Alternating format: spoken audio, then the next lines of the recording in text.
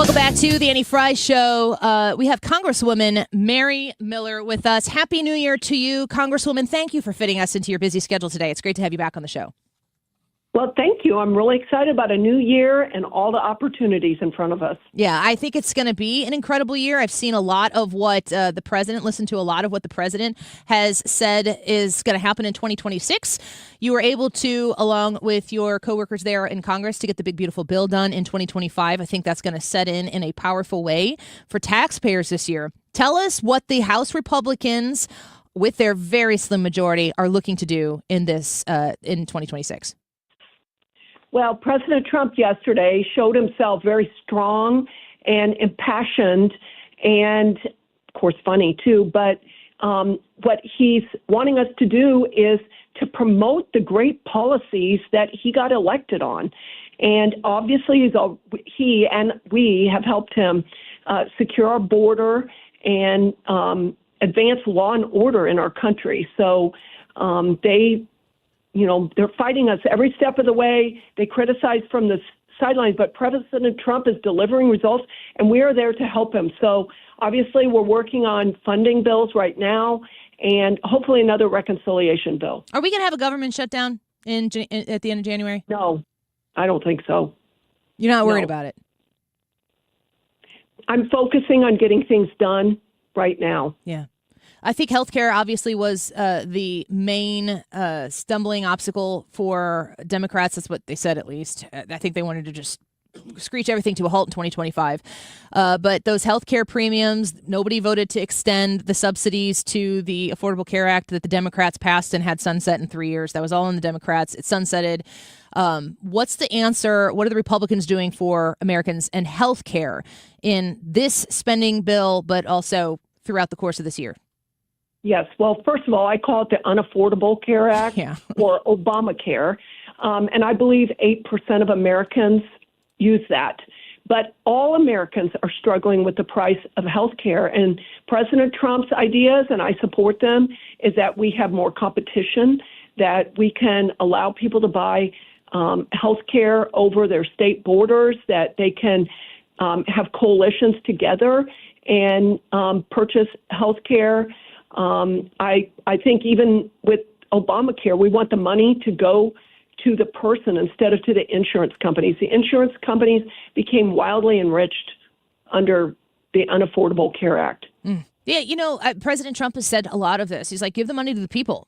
And if you're looking at the healthcare system that was set up by the Unaffordable Care Act, Obamacare, in 2010, when you observe that, what it did was it soaked the insurance companies. The insurance companies became the center of our healthcare system, and boy, did that leave the consumer or the patient out in the cold.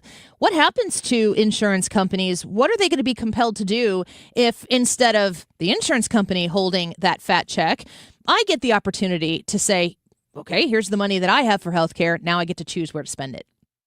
Yeah, well, they're going to be compelled to come back to reality and to be more efficient. I think a perfect picture of what's been going on is there's a healthcare program called MediShare.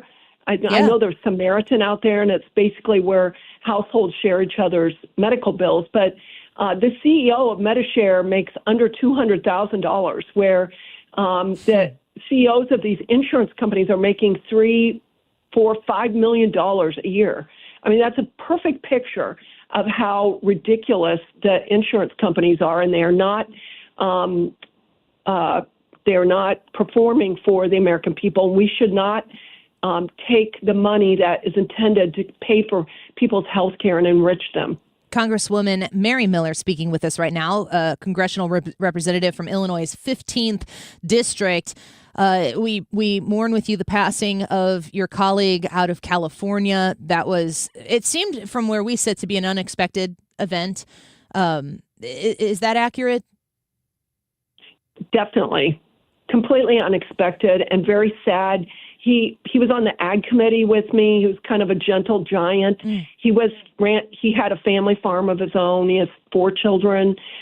He was one of the first people that reached out to me in friendship from the ag committee, and I'm really going to miss him. And obviously now we're down to, I think, a 1 a one-vote majority. Yeah. Very precarious situation, but I, as a Christian, I'm trusting in God. God, a lot of times, works with a remnant. So I'm staying positive. President Trump's positive. He's a courageous leader, and I think we're still going to get things done.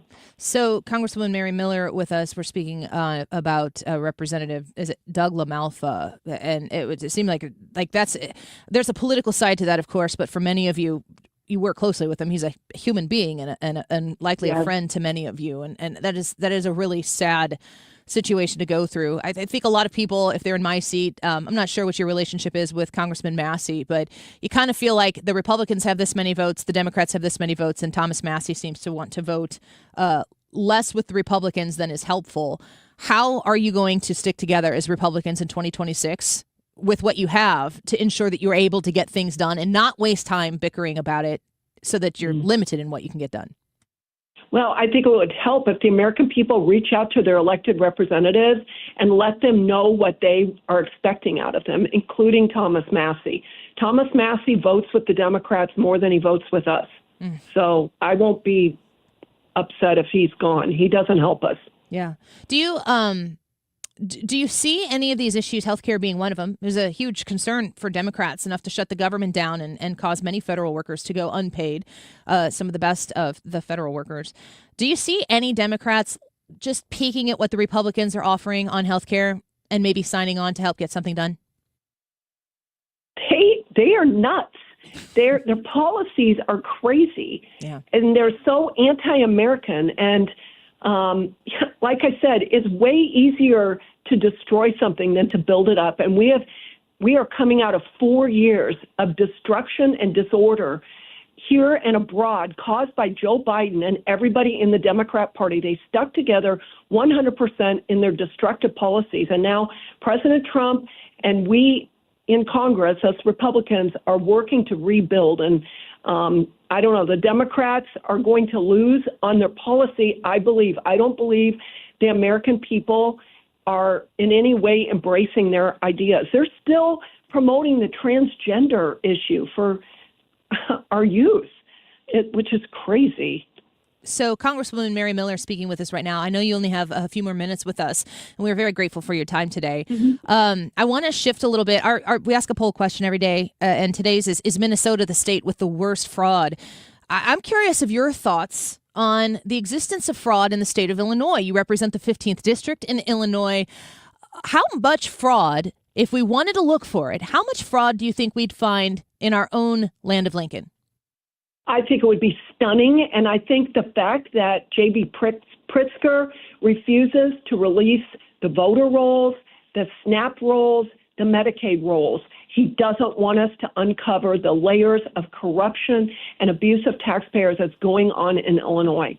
I can't wait for it to happen. It will happen. We're going to put pressure on him. We control the purse, Congress does, and we are going to cut off the funding to any states that refuse to comply. Do you think he's going to be, his hand will be forced? Do you think we will actually get answers in the state of Illinois as to where taxpayer dollars are going?